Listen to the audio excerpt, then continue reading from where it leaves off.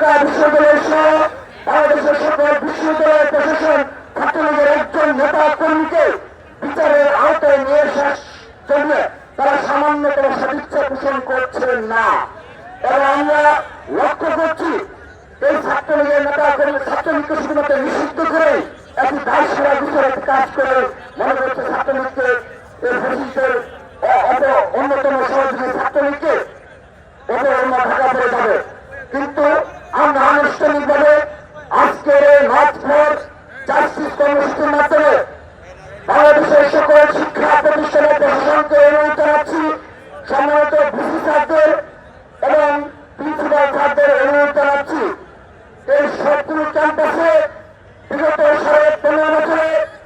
যে সময় ছাত্র দলের নেতা কর্মীদের উপর সন্ত্রাসী কায়দায় বারবার হামলা করা হয়েছে, হত্যা করা হয়েছে,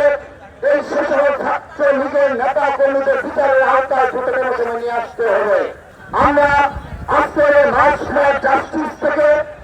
আমরা প্রতিটি শিক্ষা প্রতিষ্ঠানের যারা দায়িত্ব রয়েছে তাদের নিকট আনুষ্ঠানিকভাবে দাবি জানাচ্ছি, ঢাকা বিশ্ববিদ্যালয়, জাহাঙ্গীরনগর বিশ্ববিদ্যালয় সহ এই সকল শিক্ষা প্রতিষ্ঠানে আগস্টের পরবর্তী বাস্তবতায় ঠিক পরপরই যারা শিক্ষা প্রতিষ্ঠানগুলোতে সন্ত্রাসী কায়দায় হামলা করেছিল সে সকল হামলায় যারা জড়িত ছাত্রলীগের সন্ত্রাসীদের নাম নিয়ে তারা তদন্ত কমিটি গঠন করেছে। কিন্তু আজকে প্রায় 5.5 মাস অতিবাহিত হয়েছে, আমরা ঢাকা বিশ্ববিদ্যালয়ের কোন তদন্ত প্রতিবেদন পাইনি,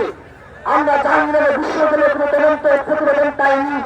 আমরা বাংলাদেশের একটি শিক্ষা প্রতিষ্ঠানের কোন তদন্ত রিপোর্ট আলোর মুখ দেখিনি। আমরা এই 5.5 মাস অপেক্ষা করেছি,